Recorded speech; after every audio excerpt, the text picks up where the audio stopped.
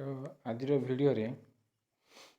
आम देखा complex sentence आ पूर्व वीडियो रे कंपाउंड सेंटेंस देखी कॉम्प्लेक्स सेंटेंस देखा केतरा सेंटेंस देसी look at the following sentences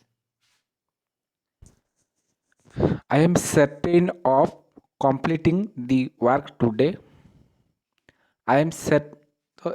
a sentence टाकू अलग गोटे मीनिंग रे लिखा है I am certain that I shall complete the work today तो फास्ट सेंटेंस लिखा है I am certain of completing the work today एटा गोटे सिंपल सेंटेंस आउ एटा को तार मीनिंग किसी बदलनी कि अलग पैटर्न रे लिखा है जोटा कि कॉम्प्लेक्स सेंटेंस रे पैटर्न अच्छी I am certain that I shall complete the work today तो I am certain of completing the work today अर्थात ये कामटा मुझे सारे मुझे निर्दिष्ट अच्छी से जिनटा अच्छी आई एम सर्टेन दैट मु निश्चित अच्छी जे I shall complete the work today मुझे कामटा को सारी पारि आज tell me the place of your birth तो तुम जन्मस्थान कौटा पचार कहूँ tell me where you are born तो कौ जगार जन्म हो hard working students succeed in the examination तार आ गोटे सेंटेंस लिखा है student who work hard succeed in the examination there are 3 pairs of sentence given below दीटा तीन जोड़ा सेंटेंस दिखाई देखिए each pair of sentence conveys the same meaning तो दीड जो गोटे गोटे जोड़ा कराई ए सेंटेंस ए करे जहाँ लिखा है तार जो तापर आ गोटे सेंटेंस लिखा है से दीटार मीनिंग सेम तार अर्थ I am certain of completing the work today कहले जहाँ I am certain that I shall complete the work today से गोटे मीनिंग दीटार किसी अर्थ अलग होनी tell me the place of your birth कहवा जहाँ tell me where you are born तुम कौट जन्म होइतिलो कहवा ताहा but from the standard point of construction बास सेंटेंस रो गठन दृष्टिकोण the sentence in each pair are different from each other गठन दृष्टिकोण सेंटेंस रे जो गोटे गोटे पेयर दिखाई से पेयर दीटा लेखे सेंटेंस अच्छी संपूर्ण भाव अलग The second sentence in each pair of sentence has 2 finite clauses. से कहूँ ये जो दीटा सेंटेंस देची I am certain of completing the work today एटा गोटे सेंटेंस एटा सिंपल सेंटेंस अच्छी एट आई एम सर्टेन ए जगह कौन हो simple sentence I am certain हूँ गोटे फिनाइट भर्ब आ कंप्लीटिंग है गोटे नॉन फिनाइट भर्ब किंतु एटी जो लिखा है I am certain that I shall complete the work today एटा भितर दीटा क्लज अच्छी देखिए एटार भी दीटा क्लज अच्छी ए क्लज दीटा कौन देखिए the second sentence in each pair of sentence has 2 finite clause जो प्रति पेयर सेकेंड 2 नंबर सेंटेंस दिखाई से प्रत्येक सेंटेंस रे दुईटी लेखे फिनाइट क्लास अच्छी से दीटा फिनाइट क्लास अच्छी सी कौन फास्टा है इंडिपेंडेंट क्लास बा मेन क्लास सेकेंडटा कौन डिपेंडेंट क्लास बा सबऑर्डिनेट क्लास इंडिपेंडेंट क्लास कहले जहाँ मेन क्लास कहले ताहा डिपेंडेंट क्लास कहवा जहाँ सबऑर्डिनेट क्लास कहवा ताहा तो ये दीटा क्लास है गोटे इंडिपेंडेंट क्लास और मेन क्लास सेकेंड है डिपेंडेंट क्लास बा सबऑर्डिनेट क्लास मारा आर ओडिया अर्थ बुझिले जोड़ा इंडिपेंडेंट क्लास सी गोटे स्वाधीन स्वाधीन अच्छी डिपेंडेंट सी तापर निर्भर कर इंडिपेंडेंट क्लास देखिए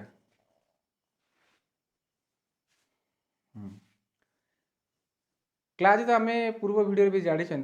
जो कौन कहते क्लजटा हूँ गोटे सेंटेंस स्ट्रक्चर भली structure of a sentence is just like the structure of A class जमी आम गोटे गोटे सेंटेंस रे सब्जेक्ट था प्रेडिकेट था ठीक से भाई गोटे प्रत्येक क्लास रे गोटे सब्जेक्ट थाए आ गोटे प्रेडिकेट थाए a clause may be a sentence or part of a sentence गोटे क्लज सी निजे सेंटेंस हो पार किंबा गोटे सेंटेंस रो पार्ट मध्य हो पारिबो। तो ये जो दुईटा जिनस आसी गोटे इंडिपेंडेंट क्लास और डिपेंडेंट क्लास आम तार डेफिनेशन जाना। Independent class a clause that can form a complete sentence standing alone जदि कौन सी क्लज अन्य उपरे निर्भर न करी निजे गोटे कंप्लीट सेंटेंस हो पारुची ताको आमे इंडिपेंडेंट क्लज कहबा। आ अधिक कहले having a subject and A predicate ता अर्थ कहया गले जदि कौन सी गोटे क्लज तार सब्जेक्ट अच्छी प्रेडिकेट अच्छी एवं निज निजर अर्थ परिप्रकाश करने पाई से अन्य क्या निर्भर करनी बा एकाकी गोटे कंप्लीट सेंटेंस हो पारुचे से केस आम कहबा इंडिपेंडेंट क्लास। ठीक से भली dependent clause a clause that can not stand alone as a complete sentence जो क्लाजटी गोटे स्वाधीन वाक्य भाव बा संपूर्ण वाक्य रूप से परिप्रकाश हो पारे नाही ताको आमे डिपेंडेंट क्लास बोली कहू बा आश्रित क्लास बोली कहू। It depends on main class for its meaning A dependent class रा सब बेले आर अर्थ परिप्रकाश करिया पई इंडिपेंडेंट क्लास उपरे बा मेन क्लास उपरे निर्भर करिथाए। बर्तमान आम इंडिपेंडेंट क्लास और डिपेंडेंट क्लास जानले। बर्तमान जो सब एग्जांपल नहीं तीन पेयर ऑफ सेंटेंस नहीं से सेंटेंस रू आम फाइंड आउट करवा कोडा मेन क्लास बा इंडिपेंडेंट क्लास कोडा डिपेंडेंट क्लास बा सबऑर्डिनेट क्लास। देखिए एटा हम जो नहीं फास्ट पेज रे I am certain that I shall complete the work today जी रेड रे लिखी आ भितर है मेन क्लास है आई एम सर्टेन है मेन क्लास जेहेतु आई एम सर्टेन ये गोटे कंप्लीट सेंटेंस अर्थ परिप्रकाश करने सी निजे निजे सक्षम तेणुक सी है मेन क्लास किंतु that I shall complete the work है ये गोटे सबऑर्डिनेट क्लास बा डिपेंडेंट क्लास। ठीक से बोले in pair to tell me where you are born तो ये जगह टेल मी है main clause where you were born है सबऑर्डिनेट क्लास। एथरे टेल मी ये निज निजर अर्थ परिप्रकाश करछि निजे गोटे कंप्लीट सेंटेंस भले फंक्शन करुछि तेणुकर main clause where you were born माने एटा है सबऑर्डिनेट क्लास कारण ये वेयर यू जदि आम खाली वेयर यू बोर्न कहबा ये किछि गोटे वर्ड बा किछि गोटे सेंटेंस अपेक्षा रहीगला तो ए टेल मी को बाद दे देले बा टेल मी को जदि आम हटई देबा ए सबऑर्डिनेट क्लास निजे निजे अर्थ परिप्रकाश करियोनी जेते बेले टेल मी की जोड़ीबा बा मेन क्लास सांगरा को जोड़ी की पढ़िबा तेबे ये गोटे मीनिंगफुल सेंटेंस हबो। Similarly in page 3 students who work hard succeed in examination तो जो मैंने कठिन परिश्रम करते से परीक्षा सक्सेस हुआ ए जगार किंतु आम से जगह देखुले मेन क्लास गोटे निर्दिष्ट पार्ट बाहरी पड़ता rest of words subordinate class होता किंतु एटा गोटे रिलेटिव क्लास रिलेटिव क्लास है तेणुक एटार पार्ट पार्ट तो मेन क्लास किसी अंश सेंटेंस फास्ट अच्छी आउ किसी अंश सेंटेंस लास्ट रे अच्छी मझे जो जगार अच्छी से हूँ सबऑर्डिनेट क्लास। ए जगार अच्छी स्टूडेंट्स